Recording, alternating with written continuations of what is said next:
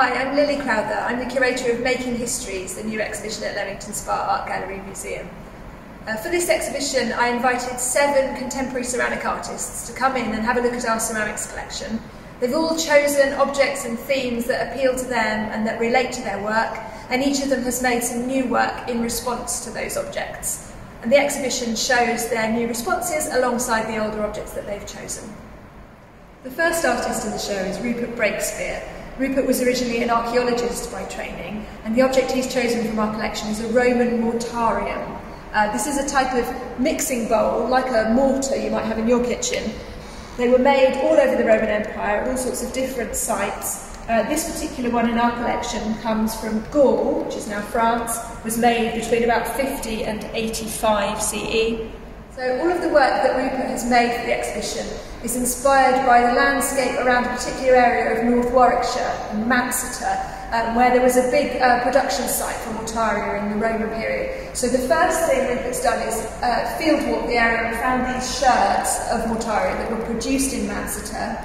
You can see these archaeological drawings that he's made of the sherds, which show how they would have been part of a larger object. And this series of photographs over here document his experience of the landscape and of the materials that he found in the area. The tiles at the bottom there are made from various different local clays.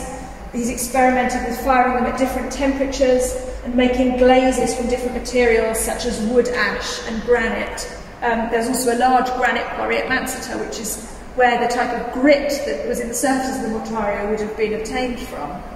So all this long process of walking and thinking and testing and photographing has ended up in this final piece, which is a mortarium, a large mortarium. The little bowls in front of it are tests of the different types of glazes that Rupert was experimenting with using. And the photograph above shows, again, the landscape in the area where there was a local brick and tile works, so where the clay would have been sourced from.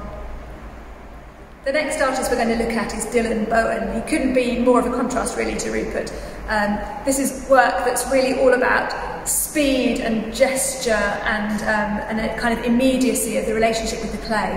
And the objects that Dylan's been looking at in our collection are these late medieval and early modern vessels, lots of them decorated very quickly and in a kind of splashy way, showing real confidence with the materials. They're functional objects and they have real personality and attitude, a lot of which I think comes from the speed with which they were made.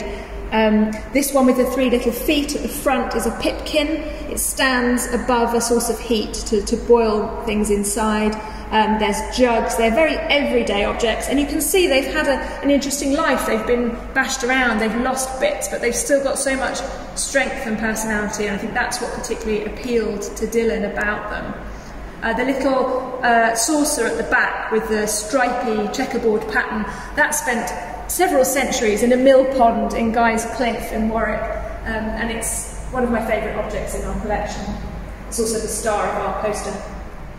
And here's the work that Dylan made in response to those objects. You can see lots of immediate visible links, things like the vessels with 3 feet, the cup shapes, and there's quite a lot of these jugs with broken handles, which are referencing the missing handle of the jug over there. And then, of course, the large dishes echoing the slip patterns on the saucer as well. And the links are not just immediate and visual, they're also in the methods and techniques that Dylan's used. So the slip decoration and that gestural speed and confidence with the materials again, which is so similar to the medieval and early modern makers who were just churning out huge quantities of these things without taking too much time to think.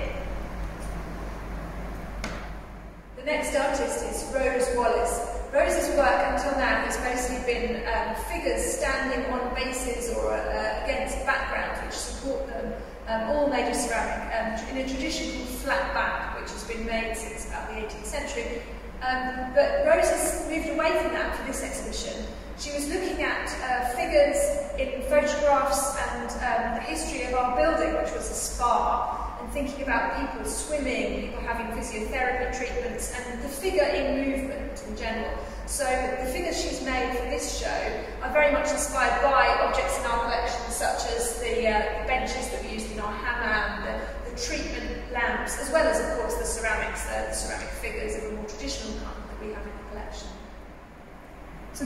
that Rose has made for the exhibition is a combination of her figures, but also lots of found objects, all of which relate to themes of water and plumbing and swimming and therapy and those kinds of ideas.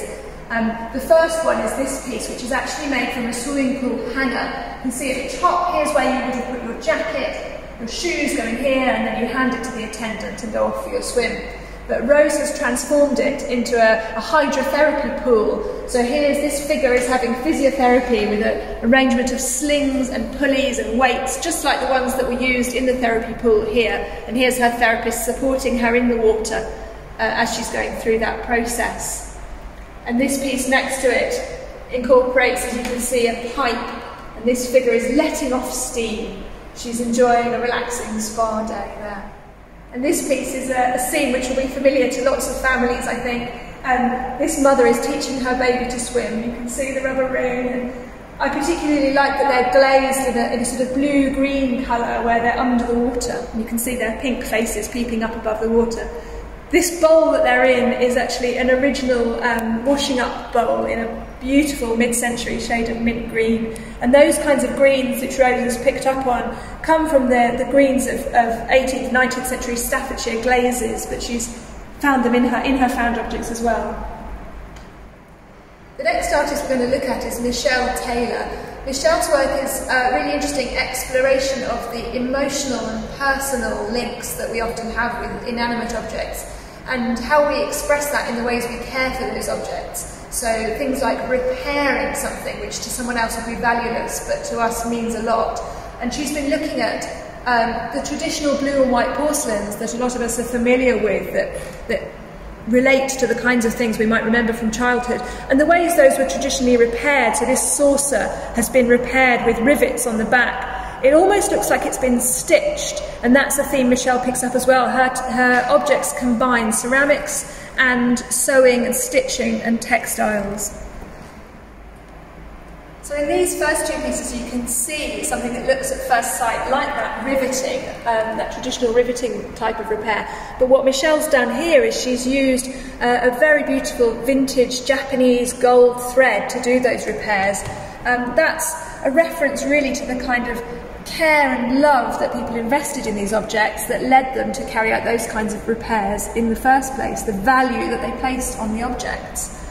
And that's a theme which is picked up again in her embroidered pieces. You can see here that what she's done is removed a section of the pattern. She does that using a sandblasting technique that she's developed, and then replaces that section with a very intricate embroidery that replicates every little detail of the original. And that refers again also to the care and love and skill demonstrated by the craftsman who made that object in the first place. And then the third type of object that Michelle has made for the exhibition are these gold repairs. This is embroidered again with a specialist Japanese gold thread, and it's inspired by the Japanese repair technique kintsugi, which uses gold lacquer to repair ceramics. It makes a virtue of the damage and of the time and care that's been taken to repair it. It doesn't try to hide or disguise the fact that this object has had a life and has been damaged and has been loved and cared for and brought back to life again. We've moved over now to look at Jon Williams' work, and his inspirations were two very different types of objects. This is a whistling pot or whistling vessel from Peru. They're still made today, but this one comes from between about the year 100 and 700. It's from the Moche culture. Whistling pots work by, there are two separate sections of the vessel. You can see the front here with the man's head and the back section. They're joined by a very thin, narrow little channel. And at the top there's a spout for filling and a little tiny whistle. When you fill the vessel part way with water, the channel at the bottom becomes full. And what you can then do is tip the vessel backwards and forwards. That forces air out through the whistle because of the displacement of the water, and that makes a sound.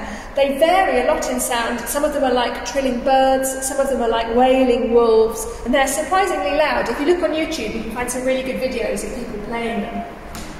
The other kind of thing that John's been looking at are these watering pots. These are from Tudor England, and they were used by shopkeepers to damp down the dust outside their shop on dry days so they wouldn't get dust on the merchandise. This one is very much like the kind of watering can we use today. This other one has lots and lots of tiny holes in the base, and what you do is you fill it up, put your thumb over the top, and then you can carry it to where you need it. And when you lift up your thumb, that breaks the seal and all the water pours out through the little holes in the base. Jon's work is very much about interaction and play and finding your own ways to be with the ceramics. So the pieces he's made are all designed to be touched and interacted and played with, and they all are about making sounds with water. They're little fish. You can see this one is a very charming little individual. He's not just a fish though, he's also a watering pot. If you put your thumb over the top and lift him out of the water, there it goes, just like the Tudor one that we were looking at. The other pieces include these little floating bowls which make a ringing sound when they strike each other in the water. You can float them, you can sink them, and you can pour with them. And there are also pieces which rattle, like this shark over here.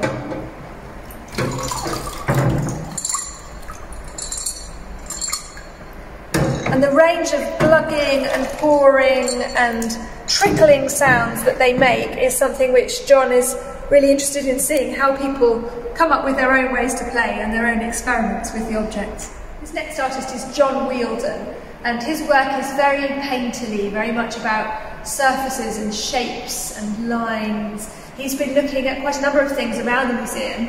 He's looked at our Delft-wares, which are tin-glazed earthenwares, and these are all 18th century examples from our collection, some from Britain, some from the Netherlands. He's also been looking at other shapes around the museum, objects that are on display in our social history collection, and the shapes of the building itself, the intricate brickwork and tile patterns in our hammam. And he's picked up those and made a whole range of abstract motifs that use those shapes. Perhaps the most direct link, though, you can see this flower brick at the back here, and Jon's also been experimenting with making different kinds of vessels for holding flowers, playing on that theme of the flower brick. So here's the monumental flower brick which Jon has made for the exhibition. These vessels are all decorated with slips in a range of colours, and you can see, I think particularly interesting is this form. There are a couple of these, and they're almost floating above the surface of the plinth, and this hole into the inside. They're very interesting shape, I think. But looking at the shapes on the outside as well, there's several recurring motifs. This shape is a spoon based on a mother-of-pearl Arabian spoon, which is on display in our cabinet of curiosities. And you can see things like repeating tile patterns and shapes that might come from brickwork or from all sorts of other objects. What's interesting is that Jon's remembering, or kind of half remembering, shapes. He's not taking them directly, but he's making these new abstract surfaces based on his memories of those objects. And the final artist in the show is Rhian Malin. Rhian works in very fine porcelain, and she's been looking at the porcelains in our collection. In particular, these Imari porcelains. They're 18th century British pieces based on Japanese designs of panelled geometric pattern with flowers which break and spill across between the different panels. Rhian's interested in those patterns. She's also been interested in the colour palette, and particularly in the use of gold and blue together. And her work until now has been very much blue and white porcelain, using that classic cobalt blue. But the gold lustre on these pieces has inspired her to try something similar in her own work. She's made a group of works, a group of bottles, which are based on the idea of a garniture. A garniture is a symmetrical arrangement of vessels which might be on a mantelpiece or above a door or on top of a cabinet. And this row of 5 exquisite bottles here, you can see that the flowers in the patterns, again, break across between the different geometric panels as they do in the Imari ware. and the little touches of gold which just highlight the details of those patterns. All of these are drawn in a cobalt underglaze, drawn by hand with amazing patience, and I think it's just a beautiful way to end the exhibition.